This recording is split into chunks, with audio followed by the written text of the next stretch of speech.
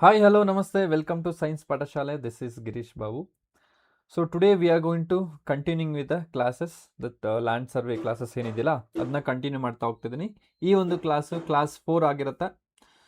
So ಯಾರು class 1, class 2, class 3 ಯಾರು ನೋಡಿಲ್ಲ ಪ್ಲೇ ಲಿಸ್ಟಲ್ಲಿ ಹೋಗಿ ಚೆಕ್ ಮಾಡಿ. You will get the all the classes class 1, class 2, class 3. So ಇನ್ನೂ ಯಾರು ಸಬ್ಸ್ಕ್ರೈಬ್ ಮಾಡಿಲ್ಲ ಅಂದರೆ please do subscribe, click on the like button, ನಿಮ್ಮ ಫ್ರೆಂಡ್ಸ್ಗೆ ಶೇರ್ ಮಾಡಿ ಅಂತ ಹೇಳ್ತಾ ಈ ಒಂದು ಸೆಷನ್ನ ಸ್ಟಾರ್ಟ್ ಮಾಡ್ತಾ ಇದ್ದೇನೆ. ಎಸ್ ನೋಡಿ, ಕ್ವಶನ್ ಈ ಥರ ಇದೆ. ಫಸ್ಟ್ ಕ್ವಶನ್ ಬಂದ್ಬಿಟ್ಟು, ವಿದ್ಯುತ್ ಪ್ರವಾಹವಿಲ್ಲದ ಸಾಲಿನಾಯ್ಡ್ ಅಂತ ಕೇಳಿದಾರೆ. Right, a solenoid without electric current. Solenoid without electric current. So options ಏನು ಕೊಟ್ಟಿದ್ದಾರೆ? ಕಾಂತದಂತೆ ವರ್ತಿಸುತ್ತದೆ. ಆಪ್ಷನ್ ಬಿ, ಕಾಂತತ್ವವನ್ನು ಹೊಂದಿರುವುದಿಲ್ಲ. ಆಪ್ಷನ್ ಸಿ, ಶಾಶ್ವತ ಕಾಂತವಾಗಿರುತ್ತೆ. ಆಪ್ಷನ್ ಡಿ, ಹೆಚ್ಚು ಕಾಂತ ಕ್ಷೇತ್ರ ಉಂಟು ಮಾಡುತ್ತೆ ಅಂತ ಕೇಳಿದ್ದಾರೆ. ಸ್ವಲ್ಪ ಡಿಸ್ಟರ್ಬೆನ್ಸ್ ಇದೆ, ಅಡ್ಜಸ್ಟ್ ಮಾಡ್ಕೊಳ್ಳಿ. ಸೊ ಸ್ವಲ್ಪ ಪಕ್ಕದಲ್ಲಿ ಕನ್ಸ್ಟ್ರಕ್ಷನ್ಸ್ ನಡೀತಾ ಇದೆ, so that's why you are getting something disturbances. It's fine. So option ಏನಿದೆ, behaves like magnet, has no magnetic effect, becomes a permanent magnet, produce strong magnetic field.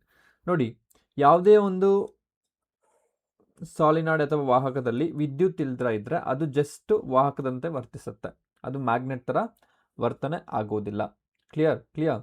So ಯಾವುದೇ ಒಂದು ವಾಹಕದಲ್ಲಿ ವಿದ್ಯುತ್ ಪ್ರವಹಿಸ್ತಾ ಇದ್ರೆ ಅದ್ರ ಸುತ್ತು ಏನಾಗುತ್ತೆ, ಮ್ಯಾಗ್ನೆಟಿಕ್ ಫೀಲ್ಡ್ ಅನ್ನೋದು ಪ್ರೊಡ್ಯೂಸ್ ಆಗುತ್ತೆ. ನಮ್ಗೆ ಯಾರು ತಿಳಿಸ್ಕೊಟ್ಟಿದ್ದಾರೆ ಅಂದರೆ ಆರ್ಸ್ಟೆಡ್ ಅನ್ನೋ ಒಬ್ಬ ಒಂದು ಸೈಂಟಿಸ್ಟ್ ಅನ್ನಲ್ಲ, ಅವನು ತಿಳಿಸ್ಕೊಟ್ಟ, ಹೌದಲ್ವಾ?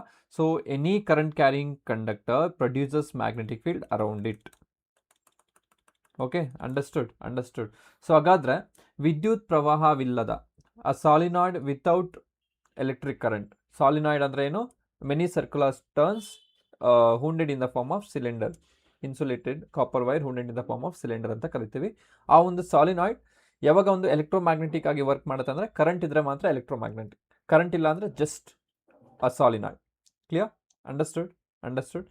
ಎಸ್, ಹಾಗಾದರೆ ಸರಿಯಾದ ಉತ್ತರ ಏನಪ್ಪ ಅಂದರೆ, ಸೊ ಈ ವಿದ್ಯುತ್ ಪ್ರವಾಹವಿಲ್ಲದ ಸಾಲಿನಾಯ್ಡ್ ಕಾಂತತ್ವವನ್ನು ಹೊಂದಿರುವುದಿಲ್ಲ ಅಂತ ಕರಿತೀವಿ. Has no magnetic effect. Clear? Understood. Yes. Next question ನೋಡಿ, ಈ ಥರ ಇದೆ. ಕೆಳಗಿನವುಗಳಲ್ಲಿ ಡಯಾಮ್ಯಾಗ್ನೆಟಿಕ್ ವಸ್ತು ಯಾವುದು ಅಂತ ಕೇಳಿದ್ದಾರೆ. So which of the following is the diamagnetic material ಅಂತ ಕೇಳಿದ್ದಾರೆ. Options are like iron, nickel, bismuth and cobalt. So iron, nickel, bismuth and cobalt, ಇದರಲ್ಲಿ ಯಾವುದು ಡಯಾಮ್ಯಾಗ್ನೆಟಿಕ್ ಅಂತ ಕೇಳಿದ್ದಾರೆ. ಸೊ ಇದು ಹೋಗೋಕ್ಕಿಂತ ಮುಂಚೆ ನಿಮಗೆ ಗೊತ್ತಾಗಬೇಕು what you mean by diamagnet ಅಲ್ವಾ? What you mean by diamagnet? For example, ಈ ಥರ ಒಂದು ಯಾವುದೋ ಒಂದು ವಸ್ತು ಇದೆ, ಮ್ಯಾಗ್ನೆಟಿಕ್ ಮೆಟೀರಿಯಲ್ ಅಂದರೆ ಯಾವುದೋ ಒಂದು ವಸ್ತು ಇದೆ. ಈ ಒಂದು ವಸ್ತು ಮೂಲಕ ಎಷ್ಟು ಒಂದು ಮ್ಯಾಗ್ನೆಟಿಕ್ ಫೀಲ್ಡ್ ಲೈನ್ಸ್ ಹಾದು ಹೋಗುತ್ತೆ. ಜಾಸ್ತಿ ಫೀಲ್ಡ್ ಲೈನ್ಸ್ ಹಾದು ಹೋದರೆ ಅದನ್ನ ನಾವೇನಂತ ಕರಿತೀವಿ? ಫೆರ್ರೋ ಮ್ಯಾಗ್ನೆಟ್ ಅಂತ ಕರಿತೀವಿ. ಫೆರ್ರೋ ಮ್ಯಾಗ್ನೆಟ್ಸ್, ರೈಟ್? ಸೊ ಕಡಿಮೆ ಒಂದು ಫೀಲ್ಡ್ ಲೈನ್ಸ್ ಹೋಗ್ತದೆ, ಅಂದರೆ ಪ್ಯಾರಾ ಮ್ಯಾಗ್ನೆಟ್ ಅಂತ ಕರಿತೀವಿ. ಇದು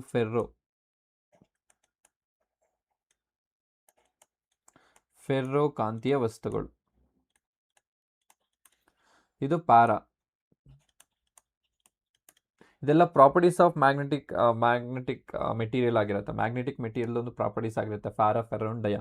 ಸೊ ನೆಕ್ಸ್ಟ್ ನೋಡಿ, ಒಂದೊಂದು ಡಯಾಗ್ರಾಮ್ ಬರೀತೀನಿ ಇಲ್ಲಿ. ಸೊ ಈ ಡಯಾಗ್ರಾಮಲ್ಲಿ ಓನ್ಲಿ 1 or 2 ಇಲ್ಲಾಂದರೆ ಇಲ್ಲವೇ ಇಲ್ಲ. ಸೊ ಅದಕ್ಕೆ ನಾವೇನು ಕರಿತೀವಿ?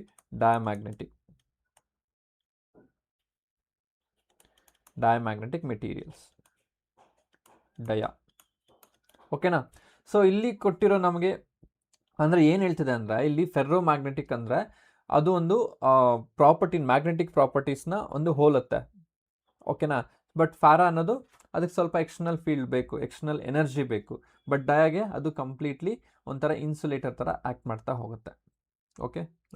ಸೊ ಹಾಗಾದ್ರೆ ಎಕ್ಸಾಂಪಲ್ಸ್ ಏನಪ್ಪ ಅಂದರೆ, ಸೊ ಯಾವುದಕ್ಕೆ ಕೇಳಿದರೆ ಡಯಾಮ್ಯಾಗ್ನೆಟಿಕ್ಗೆ ಕೇಳಿದ್ದಾರೆ, ಡಯಾಮ್ಯಾಗ್ನೆಟಿಕ್ ಮೆಟೀರಿಯಲ್ಗೆ ಕೇಳಿದ್ದಾರೆ. ಸೊ ಇಲ್ಲಿ ಐರನ್ ಬಂದು ಫೆರ್ರೋ ಆಗುತ್ತೆ, so ferro. Nickel also ferro, cobalt also ferro ಆಗುತ್ತೆ.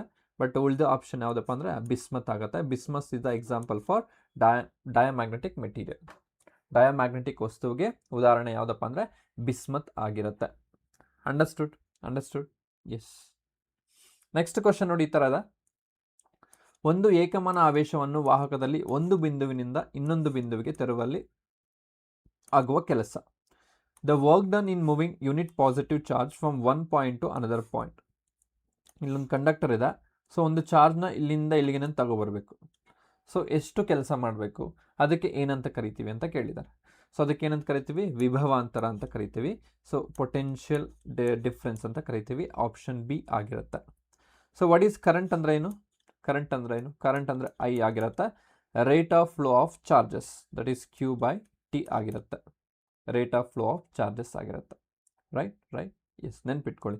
So what is a unit for this current ಅಂದರೆ ಆಂಪಿಯರ್ ಆಗಿರುತ್ತೆ. Capital A. Yes, option B is the right answer here. Yes, next ನೋಡಿ question ಈ ಥರ ಇದೆ. ಬೆಳಕಿನ ಕಿರಣವು ವಿರಳ ಮಾಧ್ಯಮದಿಂದ ಸಾಂದ್ರ ಮಾಧ್ಯಮಕ್ಕೆ ಚಲಿಸಿದಾಗ ಅದು ಏನಾಗುತ್ತೆ ಅಂತ ಹೇಳ್ಬಿಟ್ಟು. When a ray light travels from optically denser medium to optically rarer medium. So ಏನಾಗುತ್ತೆ?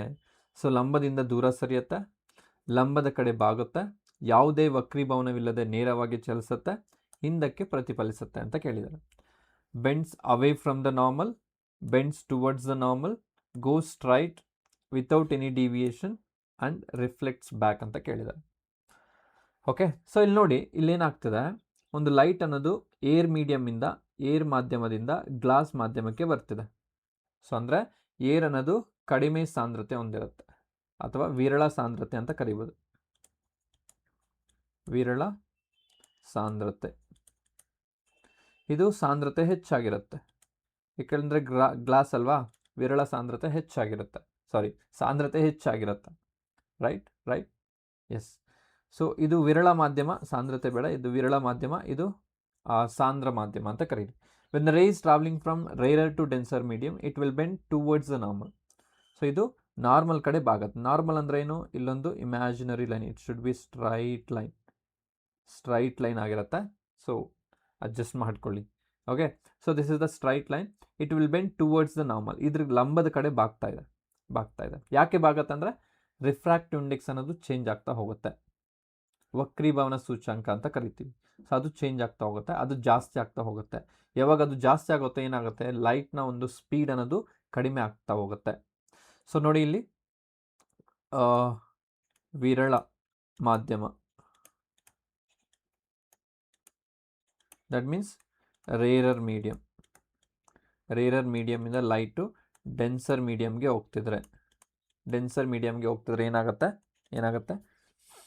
ರಿಫ್ರಾಕ್ಟಿವ್ ಇಂಡೆಕ್ಸ್ ಅನ್ನೋದು ಜಾಸ್ತಿ ಆಗುತ್ತೆ, ಸ್ಪೀಡ್ ಅನ್ನೋದು ಕಡಿಮೆ ಆಗ್ತಾ ಹೋಗುತ್ತೆ. Bend towards the normal. Okay, ಅದೇ ರೀತಿ ಡೆನ್ಸರ್ ಮೀಡಿಯಮಿಂದ ರೇರರ್ ಮೀಡಿಯಮ್ಗೆ ಹೋದರೆ ರಿವರ್ಸ್ ಆಗುತ್ತೆ. ಏನಾಗುತ್ತೆ? ಸೊ ರಿಫ್ರಾಕ್ಟಿವ್ ಇಂಡೆಕ್ಸ್ ಅನ್ನೋದು ಕಡಿಮೆ ಇರುತ್ತೆ, ಸ್ಪೀಡ್ ಅನ್ನೋದು ಜಾಸ್ತಿ ಆಗ್ತಾ ಹೋಗುತ್ತೆ. ಅಂಡರ್ಸ್ಟುಡ್? ಎಸ್. ಸೊ ನೋಡಿ ಇಲ್ಲಿ ಆಪ್ಷನ್ ಯಾವುದಪ್ಪ ಅಂದ್ರೆ ಇದು ಲಂಬದ ಕಡೆ ಬಾಗುತ್ತೆ. ಆಪ್ಷನ್ ಬಿ ಅನ್ನೋದು ಸರಿಯಾದ ಉತ್ತರ ಆಗಿರುತ್ತೆ. ನೆನ್ಪಿಟ್ಕೊಳ್ಳಿ. Right. Any doubt in this? Any doubt please do comment. So ಏನಾದ್ರು ಡೌಟ್ ಇದ್ದರೆ ಕಮೆಂಟ್ ಮಾಡಿ. ಓಕೆನಾ? Yes, we'll go to next one. Yes, ನೋಡಿ ನೆಕ್ಸ್ಟ್ ಕ್ವಶನ್ ಈ ಥರ ಇದೆ. ಒಂದು ವಿದ್ಯುತ್ ಘಟಕದ ರೋಧವು ಸ್ಥಿರವಾಗಿದ್ದು ಅದರ ಎರಡು ತುದಿಗಳ ನಡುವಿನ ವಿಭವಾಂತರ 4 ಪಟ್ಟು ಹೆಚ್ಚಾಗಿದ್ದರೆ ಅದರ ಮೂಲ ಹರಿಯುವ ವಿದ್ಯುತ್ ಪ್ರವಾಹದಲ್ಲಿ ಆಗುವ ಬದಲಾವಣೆ ಏನು ಅಂತ ಕೇಳಿದ್ದಾರೆ. That means the resistance of an electrical component remains constant if the potential difference across the two ends it becomes 4 times. What will happens to the current flowing through it? ಅಂದರೆ ಕರೆಂಟ್ ಏನಾಗುತ್ತೆ? So ಏನು ಕೊಟ್ಟಿದ್ದಾರೆ first ಬರ್ಕೊಳ್ಳಿ. So resistance of an electric bulb R ಅನ್ನೋದು ಏನಾಗ್ತದೆ? R ಅನ್ನೋದು remains constant ಇರುತ್ತೆ. Okay, if the potential difference across the two ends becomes 4 times. ಮೊದಲಿಗೆ ಪೊಟೆನ್ಷಿಯಲ್ ಡಿಫ್ರೆನ್ಸ್ ವಿ ಇರುತ್ತೆ. ಸೊ ನೆಕ್ಸ್ಟ್ ಏನಾಗ್ತದೆ? ಪೊಟೆನ್ಷಿಯಲ್ ಡಿಫ್ರೆನ್ಸ್ ಅನ್ನೋದು 4ರಷ್ಟು ಹೆಚ್ಚಾಗ್ತದೆ, 4V ಆಗ್ತದೆ ಅಕ್ರಾಸ್ ದ ಎಂಡ್ಸ್. ಹಾಗಾದರೆ what will happens with the current? ಇಲ್ಲಿ ವಿ ಇದ್ದಾಗ ಕರೆಂಟು ಐ ಇರುತ್ತೆ, ಸೊ ಇಲ್ಲಿ ಕರೆಂಟು ಏನಾಗುತ್ತೆ ಅಂತ ಕ್ವಶನ್ ಕೇಳಿದರು. ಅರ್ಧದಷ್ಟು ಆಗುತ್ತೆ, ದ್ವಿಗುಣಗೊಳ್ಳುತ್ತೆ, 4 ಪಟ್ಟು ಹೆಚ್ಚಾಗುತ್ತೆ, ಬದಲಾಗುವುದಿಲ್ಲ. ಅಂದರೆ it becomes of, it doubles, it becomes 4 times, it remains unchanged ಅಂತ ಕೇಳಿದ್ದಾರೆ. ರಿಮೈನ್ಸ್ ಅನ್ಚೇಂಜ್ಡ್ ಅಂತ ಕೇಳಿದ್ದಾರೆ. ಸೊ ಇದು ಯಾವ ರೀತಿ ಫೈಂಡ್ ಔಟ್ ಮಾಡೋದಂದ್ರೆ ನಮಗೆ ಓಮ್ಸ್ ಲಾ ಗೊತ್ತಿದೆ. So what is Ohm's law? Ohm's law ಏನು ಹೇಳುತ್ತೆ? ಓಮ್ಸ್ ಲಾ ಏನು ಹೇಳುತ್ತೆ? ಓಮ್ನ ನಿಯಮ.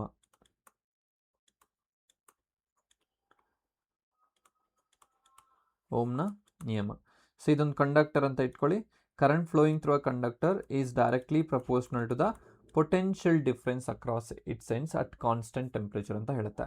ಅಂದರೆ ಕರೆಂಟ್ ಎಷ್ಟು ಜಾಸ್ತಿ ಆಗುತ್ತೋ ಪೊಟೆನ್ಷಿಯಲ್ ಡಿಫ್ರೆನ್ಸು ಅಷ್ಟೇ ಜಾಸ್ತಿ ಆಗುತ್ತೆ ಅಂತ ಹೇಳ್ಬಿಟ್ಟು. ಸೊ ಹಾಗಾದರೆ ಪೊಟೆನ್ಷಿಯಲ್ ಡಿಫ್ರೆನ್ಸ್ ಎಷ್ಟು ಜಾಸ್ತಿ ಆಗ್ತಿದೆ? 4 ಟೈಮ್ಸು ಜಾಸ್ತಿ ಆಗ್ತದೆ.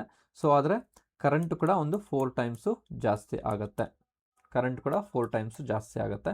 ಇದು ಈ ಟ್ರಿಕ್ನ ನಿಮಗೆ ಗೊತ್ತಿರಬೇಕು, ತಿಳ್ಕೊಂಡಿರಬೇಕು, ರೈಟ್? ಸೊ ಹಾಗಾದರೆ ಸರಿಯಾದ ಉತ್ತರ ಯಾವುದಪ್ಪ ಅಂದರೆ ದಟ್ ಈಸ್ ಆಪ್ಷನ್ ಸಿ ಆಗಿರುತ್ತೆ. Option C is the right answer for this. Understood, right? Yes. Next question ನೋಡಿ, ಈ ಥರ ಇದೆ. ಗಾಳಿ, ನೀರು ಮತ್ತು ಗಾಜು ಇವುಗಳಲ್ಲಿ ಬೆಳಕಿನ ವೇಗದ ಸರಿಯಾದ ಇಳಿಕೆ ಕ್ರಮ ಅಂದರೆ decreasing order of the speed ಯಾವುದು ಅಂತ ಕೇಳಿದ.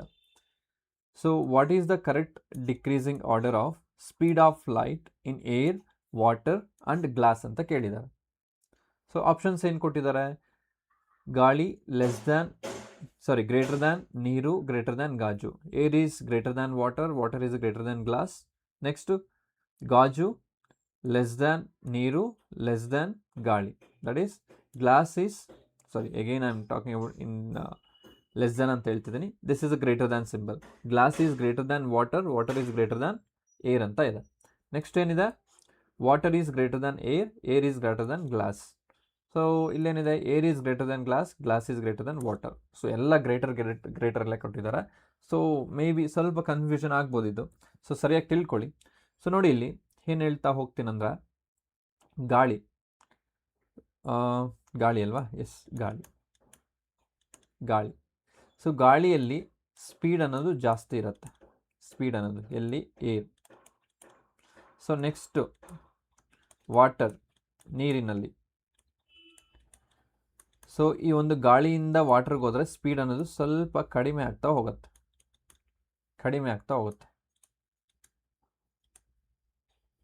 ಯಾಕಂದರೆ ರಿಫ್ರಾಕ್ಟಿವ್ ಇಂಡೆಕ್ಸ್ ಅನ್ನೋದು ವೇರಿ ಆಗ್ತಾ ಹೋಗುತ್ತೆ, ಜಾಸ್ತಿ ಆಗ್ತಾ ಹೋಗುತ್ತೆ. ಅದೇ ರೀತಿ ಈ ವಾಟರಿಂದ ನಾವು ಗ್ಲಾಸ್ಗೆ ಬಂದಿದ್ದೀವಿ ಅಂತ ಇಟ್ಕೊಳ್ಳಿ.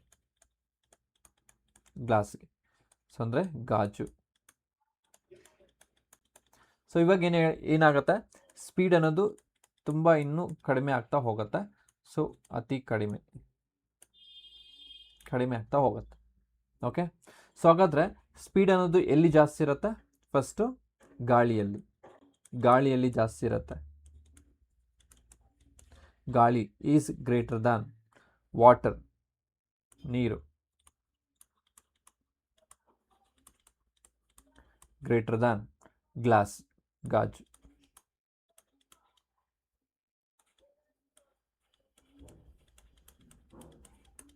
ರೈಟ್. ಸೊ ಹಾಗಾದರೆ ಆಪ್ಷನ್ಸ್ ನೋಡಿ. ಗಾಳಿ ಇದೆ, ಗಾಜು ಇಲ್ಲಿಲ್ಲ. So wrong answer. Okay. So next ನೋಡಿ, ಇಲ್ಲಿ ನೀರಿದೆ, ನೀರು ಬರೋದೇ ಇಲ್ಲ. ಸೊ ಗಾಜು ಇದೆ, ಗಾಜು ಬರಲ್ಲ. ಸೊ ಇಲ್ಲಿ ಗಾಳಿ ಇದೆ. ಸೊ ಗಾಳಿ, ನೀರು ಮತ್ತು ಗಾಜು ಈ ರೀತಿ ಒಂದು ಅರೇಂಜ್ಮೆಂಟ್ ಇರಬೇಕಾಗತ್ತೆ. ಸೊ ಆಪ್ಷನ್ ಎ ಅನ್ನೋದು ಸರಿಯಾದ ಉತ್ತರ ಆಗಿರುತ್ತೆ. ರೈಟ್. ಎಸ್ ನೋಡಿ, ಇಲ್ಲೊಂದು ಟೇಬಲ್ ತಗೊಂಡಿದ್ದೀನಿ. ಸೊ ಇದು ಮೆಟೀರಿಯಲ್ ಆಗಿರುತ್ತೆ. ಇದು ಗಾಳಿ, ನೀರು, ಇದೊಂದು ಮೆಟೀರಿಯಲ್ ಆಗಿರುತ್ತೆ. ಒಂದು ಗ್ಲಾಸ್ ಥರನೇ ಮೆಟೀರಿಯಲ್ ನಿಮ್ಗೆ ನೋಡಿರ್ತೀರ. ಒಂದು ಸ್ವಲ್ಪ ತಿನ್ನಾಗಿರುತ್ತೆ glass. Okay. So next glass ಮತ್ತು ಡೈಮಂಡ್, ಇದರದ್ದೊಂದು ರಿಫ್ರಾಕ್ಟಿವ್ ಇಂಡೆಕ್ಸ್ ಕೊಟ್ಟಿದ್ದಾರೆ. ಅದೇ ರೀತಿ ಒಂದು ಸ್ಪೀಡ್ ಅನ್ನೋದು ಕೊಡ್ತಾ ಹೋಗಿದ್ದಾರೆ. ನೋಡಿ, ಗಾಳಿದು ಒಂದು ರಿಫ್ರಾಕ್ಟಿವ್ ಇಂಡೆಕ್ಸ್ 1 ಆಗಿರುತ್ತೆ. ಸ್ಪೀಡ್ ಅನ್ನೋದು 3 × 10⁸ ಆಗಿರುತ್ತೆ ಮೀಟರ್ ಪರ್ ಸೆಕೆಂಡ್. ಸೊ ಅದೇ ರೀತಿ ನೋಡಿ, ಇಲ್ಲಿ ರಿಫ್ರಾಕ್ಟಿವ್ ಇಂಡೆಕ್ಸ್ ಜಾಸ್ತಿ ಆಗ್ತಾ ಹೋಗ್ತಾ ಇದೆ, ಸ್ಪೀಡ್ ಅನ್ನೋದು ಕಡಿಮೆ ಆಗ್ತಾ ಹೋಗುತ್ತೆ. ವಾಟರ್ದೇನಿದೆ 1.33 ಇದೆ, 2.3 × 10⁸ ಬರುತ್ತೆ. ಸೊ ನೆಕ್ಸ್ಟ್ ಇದ್ರದ್ದು ನೋಡಿ 1.49 ಇದೆ. ಸೊ ಇದು ಇನ್ನೂ ಕಡಿಮೆ ಆಗ್ತಾ ಹೋಗ್ತದೆ. ಓಕೆ, ಸೊ ಅದೇ ರೀತಿ ಗ್ಲಾಸ್ ನೋಡಿ 1.50. ಸೊ ಕಡಿಮೆ ಕಂಪೇರ್ ಟು ವಾಟರ್ಗೆ ಕಂಪೇರ್ ನೋಡಿ ಸ್ಪೀಡ್ ಅನ್ನೋದು ಕಡಿಮೆ ಆಗ್ತಾ ಹೋಗುತ್ತೆ. ಡೈಮಂಡ್ಗೆ ನೋಡಿ 2.42 ಇದೆ. Refractive index of diamond is 2.42, ಇನ್ನೂ ಕಡಿಮೆ ಆಗ್ತಾ ಹೋಗ್ತಾ ಇದೆ. 1 ಪಾಯಿಂಟ್ ಇಂಟು 10⁸ ಆಗ್ತದೆ. Clear. So it is clearly mention that refractive index increases, speed ಅನ್ನೋದು ಡಿಕ್ರೀಸಸ್ ಅಂತ ಹೇಳ್ಬಿಟ್ಟು. ರೈಟ್. ಎಸ್, ಇದೆಲ್ಲ ನೋಟ್ ಮಾಡ್ಕೊಳ್ಳಿ, ಹೆಲ್ಪ್ ಆಗುತ್ತೆ. ತುಂಬ ಒಂದು MCQsನ ಈ ಥರ ನಾವು ಎಕ್ಸ್ಪೆಕ್ಟ್ ಮಾಡ್ಬೋದು ಎಕ್ಸಾಮಲ್ಲಿ. ಎಸ್, ನೆಕ್ಸ್ಟ್ ಕ್ವಶನ್ ನೋಡಿ ಈ ಥರ ಇದೆ. 6 ವೋಲ್ಟ್ ವಿಭವಾಂತರ ಹೊಂದಿರುವ 2 ಬಿಂದುಗಳ ನಡುವಿನ 24 ಜೌಲ್ಗಳಷ್ಟು ಕೆಲಸ ನಡೆದರೆ ಆ 2 ಬಿಂದುಗಳ ನಡುವಿನ ಚಲಿಸಿದ ಆವೇಶಗಳ ಸಂಖ್ಯೆ.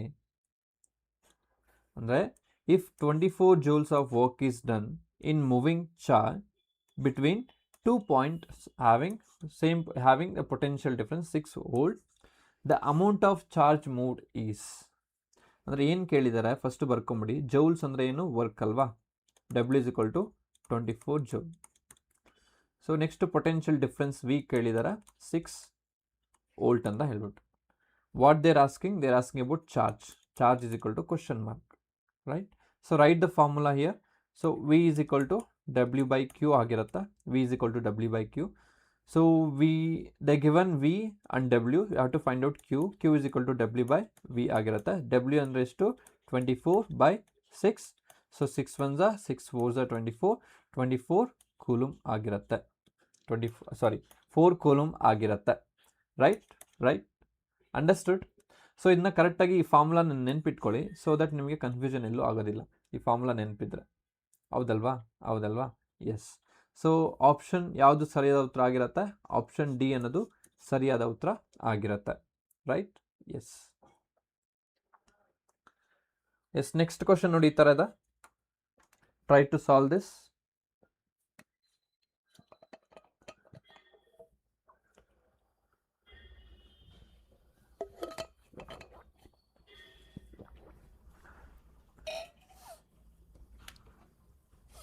ಓಕೆ, ನೆಕ್ಸ್ಟ್ ಕ್ವಶನ್ ನೋಡಿ.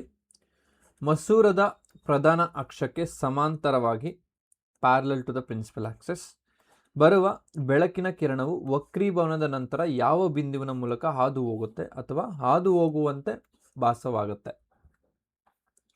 A ray of light incident parallel to the principal axis of lens after refraction passes through or appears to diverge from ಅಂತ ಕೇಳಿದ್ದಾರೆ. ಸೊ ಯಾವುದೋ ಒಂದು ಲೆನ್ಸ್ ಅಂತ ತಗೊಳ್ಳಿ. ಇಲ್ಲಿ ನಾನು ಕಾನ್ವೆಕ್ಸ್ ಲೆನ್ಸ್ ಅಂತ ತಗೋತೀನಿ. ಇಲ್ಲಿ ಕಾನ್ವೆಕ್ಸ್ ಲೆನ್ಸ್. ಸೊ ಈ ಥರ ಒಂದು ಪ್ರಿನ್ಸಿಪಲ್ ಆಕ್ಸಿಸ್ ಅಂತ ಕರಿತೀವಿ. ಎಕ್ಸ್ ವೈ ಅನ್ನೋದು ಒಂದು ಪ್ರಿನ್ಸಿಪಲ್ ಆಕ್ಸಿಸ್ ಆಗಿರುತ್ತೆ, ಅಥವಾ ಎಕ್ಸ್ ಡ್ಯಾಶ್ ವೈ ಡ್ಯಾಶ್ ಅಂತ ತಗೊಳ್ಳಿ. That up to you. So ಏನು ಕೇಳ್ತಿದ್ದಾರೆ, ray of light is incident parallel to the principal axis. So ಅಂದರೆ ಸಮಾಂತರವಾಗಿ, ಇದು ಪ್ರಿನ್ಸಿಪಲ್ ಆಕ್ಸಿಸ್ ಅಲ್ವಾ. ಸೊ ಇನ್ಸಿಡೆಂಟ್ ರೇ ಒಂದು ಬೆಳಕು ಬರೋದು ಯಾವ ರೀತಿ ಇದೆ, ಸಮಾಂತರವಾಗಿದೆ, ಪ್ಯಾರಲಲ್ ಆಗಿ ಇದೆ. Incidence axis, principal axis of the lens after refraction ಆದಮೇಲೆ ಏನಾಗುತ್ತೆ, ಸೊ ಹಿಂಗೆ ಬಾಗಿ ಹೋಗುತ್ತೆ. ಸೊ ಯಾವುದ್ರ ಮುಖಾಂತರ ಬಾಗಿ ಹೋಗುತ್ತೆ ಅಂತ ಹೇಳ್ಬಿಟ್ಟು ಕೇಳಿದ್ದಾರೆ. ಸೊ ಇಲ್ಲಿ ಆಪ್ಟಿಕಲ್ ಕೇಂದ್ರ ಅಂತ ಕೇಳಿದರೆ ಆಪ್ಟಿಕಲ್ ಸೆಂಟರ್ ಯಾವಾಗೂ ಲೆನ್ಸ್ ಒಳಗಡೆ ಬರುತ್ತೆ. ಓಕೆ, ನೆಕ್ಸ್ಟು ವಕ್ರತಾ ಕೇಂದ್ರ, ಸೆಂಟರ್ ಆಫ್ ಕರ್ವೇಚರ್ ಅನ್ನೋದು ಇಲ್ಲೆಲ್ಲೋ ಬರುತ್ತೆ. ಓಕೆ, ನೆಕ್ಸ್ಟ್ ಯಾವುದೇ ಬಿಂದುವಿನ ಮೂಲಕ ಹಾದು ಹೋಗೋದಿಲ್ಲ, ಇದು ರಾಂಗ್ ಆಗಿರುತ್ತೆ. ಸೊ ನೆಕ್ಸ್ಟ್ ಬಂದು ಆಪ್ಷನ್ ಬಿ ಆಗಿರುತ್ತೆ. ನೋಡಿ ಇಲ್ಲಿ, when the ray is parallel to the principal axis after refraction it will pass through the focus or it is appears to pass through the focus ಅಂತ ಕರಿತೀವಿ. This is correct answer ಆಗಿರುತ್ತೆ. So option B is the right answer. ಓಕೆನಾ. Yes, ನೋಡಿ ಇಲ್ಲಿ ಇನ್ಫಾರ್ಮೇಷನ್ನ ಆ ಒಂದು ರೇ diagrams ಯಾವ ಥರ ಒಂದು ರೂಲ್ಸ್ನ ತಗೊಂಡೋಗೋಣ. ಅಂದರೆ ರೇ ಡಯಾಗ್ರಾಮ್ ಮಾಡಲಿಕ್ಕೆ ವಾಟ್ ಆರ್ ದ ರೂಲ್ಸ್, ನಮಗೆ ಯಾವ ರೂಲ್ಸ್ ಬೇಕು, ಆ ರೂಲ್ಸ್ ಇರಿದ್ರೆ ನಾವು ರೇ ಡಯಾಗ್ರಾಮ್ನ ಬರೀಲಿಕ್ಕೆ ಚಾನ್ಸೇ ಇಲ್ಲ. ಓಕೆ, ಸೊ ರೇ ಡಯಾಗ್ರಾಮ್ ಬರೀತಾ ಇದ್ದೀವಿ, ಇಲ್ಲಾಂದರೆ ರೇ ಡಯಾಗ್ರಾಮ್ ಮೇಲೆ ಕ್ವಶನ್ ಕೇಳ್ತಿದ್ದಾರೆ ಅಂದರೆ we should know the rules. Okay, so ಏನಪ್ಪ ರೂಲು, ಫಸ್ಟ್ ಒಂದು ರೂಲ್ ನೋಡಿ. This is rule one. when the ray is parallel to the incident rays, when the ray of light is parallel to the principal axis. So ಇದು ಪ್ರಧಾನ ಅಕ್ಷ ಅಂತ ಕರಿತೀವಲ್ವಾ, ಇದಕ್ಕೆ ಒಂದು ಸಮಾಂತರವಾಗಿ ಒಂದು ಇನ್ಸಿಡೆಂಟ್ ರೇ ಪತನ ರೇಖೆ ಹೋದ್ರೆ ಸೊ ಏನಾಗುತ್ತೆ, ಕಾನ್ವೆಕ್ಸ್ ಲೆನ್ಸಲ್ಲಿ ಏನಾಗುತ್ತೆ, ಕಾನ್ಕೇವ್ ಲೆನ್ಸಲ್ಲಿ ಏನಾಗುತ್ತೆ ಅಂತ ಹೇಳ್ಬಿಟ್ಟು. ಸೊ ಇದು ಕಾನ್ವೆಕ್ಸ್ ಲೆನ್ಸ್ ಆಗಿರುತ್ತೆ, ಕಾನ್ವೆಕ್ಸ್ ಲೆನ್ಸ್ ಆಗಿರುತ್ತೆ. ಸೊ ಇದು ಪ್ಯಾರಲಲ್ಲಿ ಬಂದರೆ ಏನಾಗುತ್ತೆ, so after refraction it will passing through the focus. Right ಸಂಗಮ ಬಿಂದು ಅಂತ ಕರಿತೀವಿ, ಸಂಗಮ ಬಿಂದು ಇದ್ರ ಮುಖಾಂತರ ಪಾಸ್ ಆಗುತ್ತೆ. ಅದೇ ಕಾನ್ಕೇವ್ ಲೆನ್ಸಲ್ಲಿ ಏನಾಗುತ್ತೆ, so this is concave lens. Right so a ray of light parallel to the principal axis, ಅವಾಗ ಏನಾಗುತ್ತೆ, ಈ ಥರ ಬರುತ್ತೆ. ಇದು ಒಂದು ಇನ್ಸಿಡೆಂಟ್ ರೇ, ಇದು ಪ್ರಿನ್ಸಿಪಲ್ ಆಕ್ಸಿಸ್ ಪ್ಯಾರಲ್ ಆಗಿದೆ. ಸೊ ಇದೇನಾಗುತ್ತೆ, ಒಂದು ಕಾನ್ಕೇವ್ ಒಂದು ಲೆನ್ಸ್ದು ಪ್ರಾಪರ್ಟಿ ಏನಪ್ಪ ಅಂದರೆ it is diverging lens. So ವಿಕೇಂದ್ರೀಕರಿಸುತ್ತೆ ಆಫ್ಟರ್ ರಿಫ್ರಾಕ್ಷನ್ ಆದಮೇಲೆ ಏನಾಗುತ್ತೆ, light rays will diverge. But ಇದನ್ನ ನಾವು ರೀಟ್ರೇಸ್ ಮಾಡಿದ್ರೆ, ಹಿಂದ್ಗಡೆ ಈ ಥರ ತಗೊಬಂದರೆ it is appears to be passing through the focus. Clear? It is appears to be passing through the focus, appears to coming from the focus. Understood? So ಇದೆರಡು, ಇದು convex ಲೆನ್ಸ್ನ ಒಂದು ರೂಲ್ ಆಗಿರುತ್ತೆ, ಇದು ಕಾನ್ಕೇವ್ ಲೆನ್ಸ್ನ ಒಂದು ರೂಲ್ ಆಗಿರುತ್ತೆ, ನೆನ್ಪಿಟ್ಕೊಳ್ಳಿ. So ಇನ್ನೂ ತುಂಬ ಡೀಟೇಲ್ ಬೇಕು ಅಂದರೆ ಪ್ಲೇಲಿಸ್ಟಲ್ಲಿ ಹೋಗಿ ಫಿಸಿಕ್ಸ್ನ ಒಂದು ಸೀರೀಸ್ ಇರುತ್ತೆ, ಅದರಲ್ಲಿ ಚೆಕ್ ಮಾಡಿ ನಿಮಗೆ ಬರುತ್ತೆ, ಇನ್ಫಾರ್ಮೇಷನ್ ಸಿಗುತ್ತೆ. ಇನ್ನೂ ಡೌಟ್ ಇದೆಯಾ, please do comment. Okay, so next ನೋಡಿ, ಇಲ್ಲಿ ನೆಕ್ಸ್ಟ್ ರೂಲ್ ಏನು ಹೇಳ್ತಿದ್ದಾನೆ, when the ray of light is passing through focus, incident ray ಅನ್ನೋದು ray pass through focus after refraction it will emerge parallel to the principal axis. ಇದಕ್ಕೆ ರಿವರ್ಸೇ ಇದು. So ನೋಡಿ ಇಲ್ಲಿ, ಈಗ ಒಂದು ರೇ ಅನ್ನೋದು ಫೋಕಸ್ ಮುಖಾಂತರ ಪಾಸ್ ಆಗ್ತದೆ. ಸೊ ಆಫ್ಟರ್ ರಿಫ್ರಾಕ್ಷನ್ ಏನಾಗುತ್ತೆ, it will go parallel to the principal ಆಕ್ಸಿಸ್ಗೆ ಏನಾಗುತ್ತೆ, ಸಮಾಂತರವಾಗಿ ಹೋಗುತ್ತೆ. ಅರ್ಥ ಆಯ್ತಲ್ವಾ? ಸೊ ನೋಡಿ ಇಲ್ಲಿ, ಇದು ಸಮಾಂತರವಾಗಿ ಈ ಥರ ಹೋಗ್ತಿದೆ. ಸೊ ಅದು ನೆಕ್ಸ್ಟ್ ರೂಲ್ ಆಗಿರುತ್ತೆ. ಸೊ ಇದರಲ್ಲಿ ಇದು ಕಾನ್ವೆಕ್ಸ್ ಲೆನ್ಸ್ ಆಗಿರುತ್ತೆ. ಕಾನ್ಕೇವ್ ಲೆನ್ಸಲ್ಲಿ ಏನಾಗುತ್ತೆ, ವೆನ್ ದ ರೇ is passing through the focus ಏನಾಗುತ್ತೆ, ಸೊ ಇಲ್ಲಿ ನೋಡಿ, ಇಲ್ಲಿ ಫೋಕಸ್ ಅದು ಕೊಟ್ಟಿಲ್ಲ ಇಲ್ಲಿ. ಓಕೆ, ನಾನು ಇಲ್ಲೇ ಬರೀತೀನಿ ನೋಡಿ, ಇದು ಫೋಕಸ್ ಮುಖಾಂತರ ಹಿಂಗೆ ಹೋಗ್ತಿದೆ ಅಂದರೆ ಸೊ ಏನು ಮಾಡುತ್ತೆ, ಇದು ಡೈವರ್ಜ್ ಆಗುತ್ತೆ. ಇದನ್ನ ನಾವು ರೀಟ್ರೇಸ್ ಮಾಡಿದಾಗ ಏನಾಗುತ್ತೆ, ಅದು parallel to the principal axis ಆಗುತ್ತೆ. ಓಕೆ ಸೊ ನೆಕ್ಸ್ಟ್ ನೋಡಿ ಇಲ್ಲಿ, a ray passes through optic centre O dash passes without any deviation. That is ಇಲ್ಲಿ O ಅಥವಾ O dash ಅಂತ ಏನು ಕರಿತೀವಿ, ಅದಕ್ಕೆ ನಾವು ಆಪ್ಟಿಕ್ ಸೆಂಟರ್ ಅಂತ ಕರಿತೀವಿ.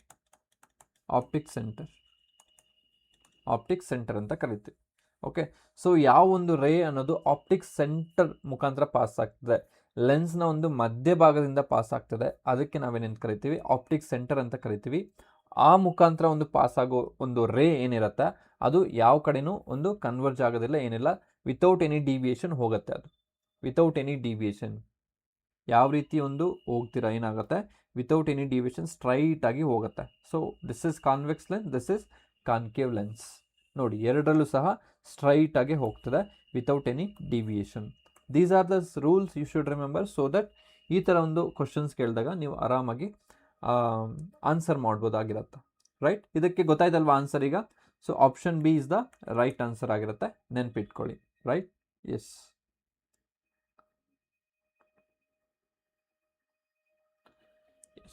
ನೆಕ್ಸ್ಟ್ ಕ್ವಶನ್ ನೋಡಿ, ಈ ಥರದ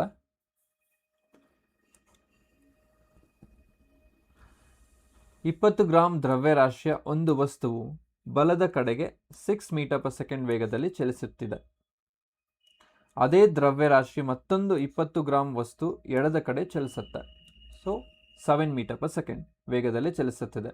ಇವೆರಡೂ ನೇರವಾಗಿ ಡಿಕ್ಕಿ ಹೊಡೆದು ಸಂಪೂರ್ಣವಾಗಿ ಅಂಟಿಕೊಂಡರೆ ಸಂಪೂರ್ಣ ಅನಾಸ್ತಿಕ ಘರ್ಷಣೆ ಚಲನಶಕ್ತಿ ನಷ್ಟ ಎಷ್ಟು ಆಗುತ್ತೆ? A body of mass 20 gram moving to the right with speed of 6 meter per second collides head on with the another body of the same mass 20 gram moving to the left with the speed of 7 meter per second. If the collision is perfectly inelastic, what is the loss of kinetic energy ಅಂತ ಕೇಳಿದ್ದಾರೆ. Okay, so ಇದಕ್ಕೆ ನಮಗೆ concept ಅನ್ನೋದು ಬೇಕು. Conservation of momentum, linear momentum, kinetic energy ಎಲ್ಲದೂ ಬೇಕು. ಚಲನಶಕ್ತಿ formula ಏನು, ರೈಟ್? ಸೊ ಅದು ಕಾನ್ಸೆಪ್ಟ್ ಫಸ್ಟು ತಿಳ್ಕೊಂಡು ನೆಕ್ಸ್ಟ್ ಇದಕ್ಕೆ ಬರ್ತೀನಿ ನಾನು. Okay, yes. ನೋಡಿ ಇಲ್ಲಿ ನಾವು ಕಾನ್ಸೆಪ್ಟ್ ತಿಳ್ಕೊಳ್ತಾ ಹೋಗೋಣ. ಸೊ ಏನು ಹೇಳಿದ್ದಾರೆ ಅವರು, ನಮಗೆ ಕೈನೆಟಿಕ್ ಎನರ್ಜಿ ಫಾರ್ಮುಲಾ ಗೊತ್ತು. ಏನು? Kinetic energy is equal to of M V square, of M V square. So ಒಂದು ಆಬ್ಜೆಕ್ಟ್ ಇದೆ, ಅದರದ್ದು ಮಾಸ್ ಎಷ್ಟಪ್ಪ ಇದೆ ಅಂದರೆ, ಮಾಸ್ ಎಷ್ಟಿದೆ ಅಂದರೆ ಎಷ್ಟು ಕೊಟ್ಟಿದ್ದಾರೆ, ನಾನು M1 ಅಂತ ಬರಿತೀನಿ. 20 ಗ್ರಾಮ್ಸ್ ಇದೆ, 20 ಗ್ರಾಮ್ಸ್ ಇದೆನಾ? ರೈಟ್. ಸೊ ಇದಕ್ಕೆ ಕೆ ಜಿಗೆ ಕನ್ವರ್ಟ್ ಮಾಡಬೇಕು. ಏನಾಗುತ್ತೆ, ಕೆ ಜಿಗೆ ಕನ್ವರ್ಟ್ ಮಾಡಿದಾಗ ಡಿವೈಡೆಡ್ ಬೈ 1000 ಮಾಡಬೇಕು. 0.02 ಕೆ ಜಿ ಆಗುತ್ತೆ. ಸೊ ಗೊತ್ತಾಗಿಲ್ಲ ಅಂದರೆ ಇಲ್ಲಿ ನೋಡಿ, 20/1000. ಸೊ ಈ ಝೀರೋ ಗೆಟ್ ಕ್ಯಾನ್ಸಲ್. ಸೊ ಇಲ್ಲಿ ಏನಾಗುತ್ತೆ, 2/100 ನಾನು 10⁻² ಅಂತ ಬರೀತೀನಿ. ಅದನ್ನ ಮೇಲೆಗೆ ತೊಗೊಂಡೋದ್ರೆ 2 × 10⁻² ಆಗುತ್ತೆ. ಸೊ ಇದನ್ನ ನಾನು ಏನಂತ ಬರಿಬೋದು, 0.02 ಕೆ ಜಿ ಅಂತ ಬರೀಬೋದು. Okay, understood? ಎಸ್. ನೆಕ್ಸ್ಟ್ ಏನು ಕೇಳಿದ್ದಾರೆ, M2 ಕೊಟ್ಟಿದ್ದಾರೆ. M2 ಎಷ್ಟು ಕೊಟ್ಟಿದ್ದಾರೆ? ದ ಸೇಮ್ ಮಾಸ್ ಅನ್ನೋದು ಸೇಮ್ ಆಗಿರುತ್ತೆ. ಸೊ 0.02 ಕೆ ಜಿ ಆಗಿರುತ್ತೆ. ಸೊ ಈ ಒಂದು ಆಬ್ಜೆಕ್ಟು ಈ ಥರ ಹೋಗ್ತದೆ. ಸೊ ಎಷ್ಟು ಸ್ಪೀಡ್ ಕೊಟ್ಟಿದ್ದಾರೆ? 6 ಮೀಟರ್/ಸೆಕೆಂಡ್ನ ಕೊಟ್ಟಿದ್ದಾರೆ. ಸೊ ಇದು ಏನು ಕೊಟ್ಟಿದ್ದಾರೆ, ಇದ್ರದ್ದೊಂದು ಇಲ್ಲಿ ಬರೀತೀನಿ. ಇದು U1 ಅಂತ ತಗೋತೀನಿ. U2 ಎಷ್ಟು ಕೊಟ್ಟಿದ್ದಾರೆ? U2 is equal to 7 metre second, but opposite direction ಅಲ್ಲ, ಮೈನಸ್. ಒಂದು ಹೀಗೆ ಹೋಗ್ತಿದ್ರೆ ಇನ್ನೊಂದು ಹೀಗೆ ಬರ್ತಿದೆ. ಸೊ ಒಂದು ಆಬ್ಜೆಕ್ಟ್ ಹೀಗೆ ಹೋಗ್ತಿದೆ, ಇನ್ನೊಂದು ಆಬ್ಜೆಕ್ಟ್ ಈ ಕಡೆ ಬರ್ತಿದೆ. ಈ ಕಡೆ ಹೋಗೋದು ಪ್ಲಸ್ ಬರುತ್ತೆ, ಈ ಕಡೆ ಬರೋದು ಆಪೋಸಿಟ್ ಬರ್ತಿದೆ. So that's why it is a minus. So ನಮಗೆ ಫಸ್ಟ್ ನಾವು ಇನಿಷಿಯಲ್ ಕೈನೆಟಿಕ್ ಎನರ್ಜಿನ ಫೈಂಡ್ ಔಟ್ ಮಾಡಬೇಕು. ನೆಕ್ಸ್ಟು ಫೈನಲ್ ಕೈನೆಟಿಕ್ ಎನರ್ಜಿನ ಫೈಂಡ್ ಔಟ್ ಮಾಡಬೇಕು. ಅದರಿಂದ ಮತ್ತೆ ನಾವು ಸಿಂಪ್ಲಿಫೈ ಮಾಡ್ತಾ ಹೋಗಬೇಕು. ಸೊ ನೋಡಿ ಇಲ್ಲಿ ಇನಿಷಿಯಲ್ ಕೈನೆಟಿಕ್ ಎನರ್ಜಿ KEI ಅಂದರೆ of M1 U1 square plus of M2 U2 square. ಓಕೆನಾ? ಸೊ ಆಫ್ M1 ಎಷ್ಟು ಕೊಟ್ಟಿದ್ದಾರೆ? 0.02. ಸೊ U1 ಎಷ್ಟು ಕೊಟ್ಟಿದ್ದಾರೆ? 6 × 6 ಸ್ಕ್ವೇರ್ ಪ್ಲಸ್ 1/2. M2 ಎಷ್ಟು ಕೊಟ್ಟಿದ್ದಾರೆ? 0.02. U2 ಎಷ್ಟು ಕೊಟ್ಟಿದ್ದಾರೆ? -7 ಹೋಲ್ ಸ್ಕ್ವೇರ್ ಆಗುತ್ತೆ. ಓಕೆ, ಇದನ್ನ ನಾವು ಮಾಡ್ತಾ ಹೋಗೋದು 0.01 × 36 ಪ್ಲಸ್ 0.01 × 49 ಅನ್ನೋದು ಸಿಗುತ್ತೆ ನಮಗೆ. ಸೊ ಇದನ್ನ KEI ಮಾಡ್ತಾ ಹೋದರೆ ಯು ವಿಲ್ ಗೆಟ್ ಇದನ್ನ ಸಿಂಪ್ಲಿಫೈ ಮಾಡಿದ್ರೆ ಯು ವಿಲ್ ಗೆಟ್ 0.85 ಜೂಲ್ಸ್ ಅನ್ನೋದು ಬರುತ್ತೆ. Initial kinetic energy without collision, before collision. Okay, next ಅವಾಗ ಏನಾಗುತ್ತೆ, ಆಫ್ಟರ್ ಕೊಲಿಷನ್ ಏನಾಗುತ್ತೆ? ಸೊ ಇದು KEI ಆಗುತ್ತೆ, ಇನಿಷಿಯಲ್ ಕೈನೆಟಿಕ್ ಎನರ್ಜಿ. ಸೊ ಇವಾಗ since the collision is perfectly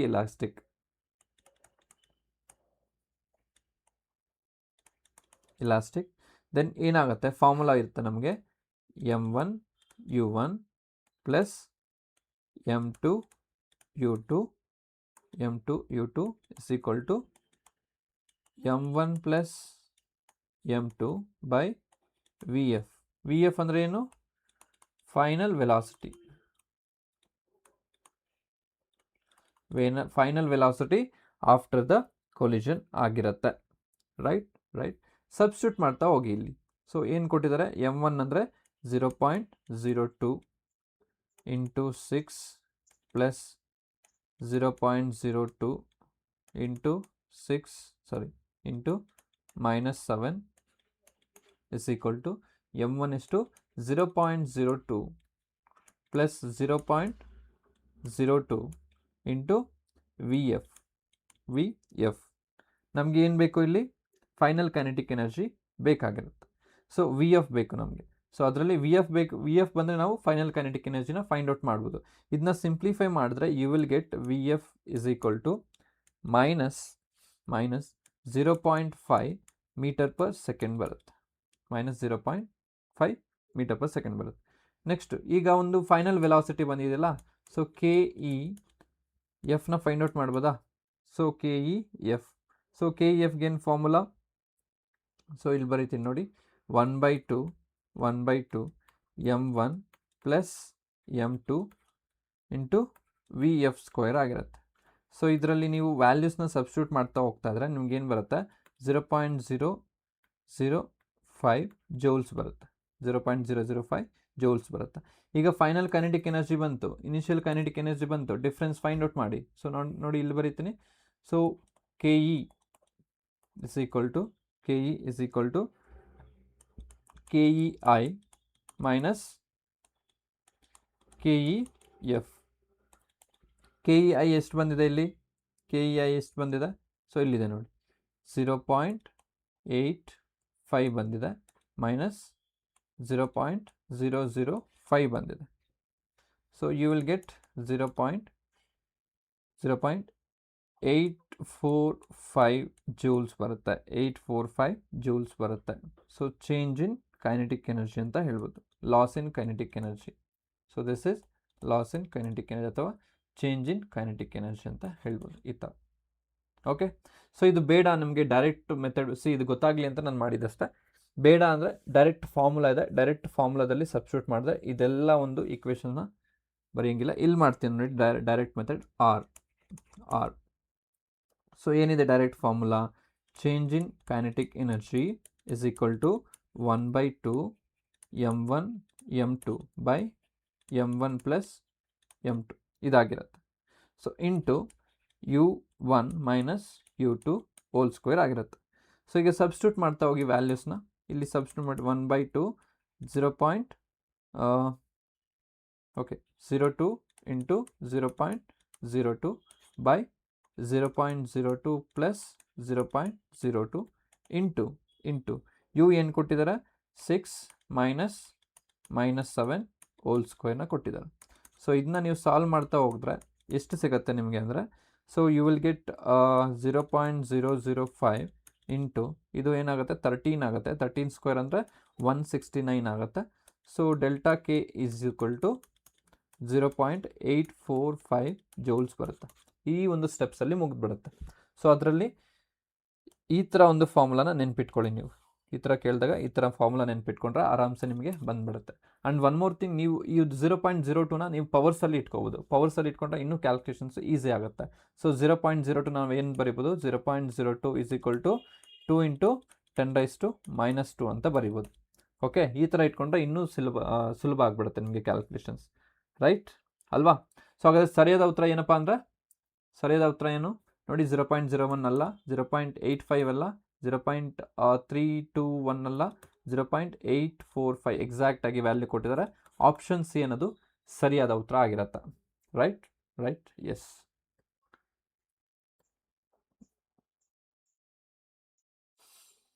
next question ನೋಡಿ, ಈ ಥರದ ವಿದ್ಯುತ್ ಮಂಡಲದಲ್ಲಿ ರೋಧವನ್ನು ಹೆಚ್ಚಿಸಿ ಕಡಿಮೆ ಮಾಡಲು ಬಳಸುವ ಸಾಧನ ಯಾವುದು ಅಂತ ಕೇಳಿದ್ದಾರೆ. Which device is used to increase or decrease the resistance in an electric circuit? Options are like this: voltmeter, ammeter, galvanometer and rheostat. Voltmeter, ammeter, galvanometer and rheostat. So ಇಲ್ಲಿ ಏನಾಗ್ತದೆ? ಸೊ ವೋಲ್ಟ್ಮೀಟರ್ ಏನು measure ಮಾಡುತ್ತೆ? Potential ಡಿಫ್ರೆನ್ಸ್ನ measure ಮಾಡುತ್ತೆ, potential difference. Next ammeter ಏನು measure ಮಾಡುತ್ತೆ? Current. Ammeter ಏನು ಮಾಡುತ್ತೆ? ಕರೆಂಟ್ನ ಮೆಜರ್ ಮಾಡುತ್ತೆ. Galvanometer detect the presence of current. Detect the presence of current. Rheostat ಏನು ಮಾಡುತ್ತೆ? ಯಾವುದೇ ಒಂದು ಸರ್ಕ್ಯೂಟಲ್ಲಿ ಅಥವಾ ಒಂದು ಎಕ್ಸ್ಪೆರಿಮೆಂಟ್ ಮಾಡಬೇಕಾದ್ರೆ ಲ್ಯಾಬಲ್ಲಿ, ಸೊ ಅದನ್ನ ವೇರಿಯಬಲ್ ರೆಸಿಸ್ಟೆನ್ಸ್ ಅಂತ ಕರಿತೀವಿ. ವೇರಿಯಬಲ್ ರೆಸಿಸ್ಟರ್ ಅಂತ ಕರಿತೀವಿ. ಅಂದರೆ ನಾವು ರೆಸಿಸ್ಟೆನ್ಸ್ ಎಷ್ಟು ಬೇಕೋ ಅಷ್ಟನ್ನ ವೇರಿ ಮಾಡ್ಕೋಬೋದು, ಆಲ್ಟರ್ ಮಾಡ್ಕೋಬೋದು. ಸೊ ಯಾವಾಗ ರೆಸಿಸ್ಟೆನ್ಸ್ ಅನ್ನೋದು ವೇರಿ ಆಗುತ್ತೆ, ಕರೆಂಟ್ ಕೂಡ ವೇರಿ ಆಗುತ್ತೆ. ಕರೆಂಟ್ ವ್ಯಾರೀಸ್. ಅಂಡರ್ಸ್ಟುಡ್? ಹಾಗಾದರೆ ವಿದ್ಯುತ್ ಮಂಡಲದಲ್ಲಿ ರೋಧವನ್ನು ಹೆಚ್ಚಿಸಿ ಮತ್ತು ಕಡಿಮೆ ಮಾಡಲು ಬಳಸುವ ಸಾಧನ ಯಾವುದಪ್ಪ ಅಂದರೆ ರಿಯೋಸ್ಟಾಟ್ ಆಗಿರುತ್ತೆ, ನೆನ್ಪಿಟ್ಕೊಳ್ಳಿ ರಿಯೋಸ್ಟಾಟ್. ಇಲ್ಲಿ ನೋಡಿ ಈ ರಿಯೋಸ್ಟಾಟ್ ಇರುತ್ತಲ್ಲ ಈ ಥರ ಒಂದಿರುತ್ತೆ, ಅದನ್ನ ಈ ಥರ ಮೂವ್ ಮಾಡಿದ್ರೆ ಏನಾಗುತ್ತೆ, ಒಂದು ರೆಸಿಸ್ಟೆನ್ಸ್ ವ್ಯಾಲ್ಯೂ ಅನ್ನೋದು ಚೇಂಜ್ ಆಗ್ತಾ ಹೋಗುತ್ತೆ. ಅಂಡರ್ಸ್ಟುಡ್. ಎಸ್, ಹಾಗಾದ್ರೆ ನೋಡಿ ಒಂದು ಸರ್ಕ್ಯೂಟ್ ಇದೆ ಅಂತ ಇಟ್ಕೊಳ್ಳಿ, ಒಂದು ಸರ್ಕ್ಯೂಟಲ್ಲಿ ಒಂದು ಆ್ಯಮೀಟರ್ ಯಾವ ರೀತಿ ಜೋಡಣೆ ಮಾಡ್ತಾರೆ, ಆ್ಯಮೀಟರ್ನ ಸೀರೀಸ್ ಆಗಿ ಕನೆಕ್ಟ್ ಮಾಡಿರ್ತಾರೆ. ನೆಕ್ಸ್ಟ್ ವೋಲ್ಟ್ ಮೀಟರ್ನ ಪ್ಯಾರಲಲ್ ಆಗಿ ಕನೆಕ್ಟ್ ಮಾಡಿರ್ತಾರೆ. ಪ್ಯಾರಲಲ್ ಅಂದರೆ ಸಮಾಂತರ ಜೋಡಣೆ.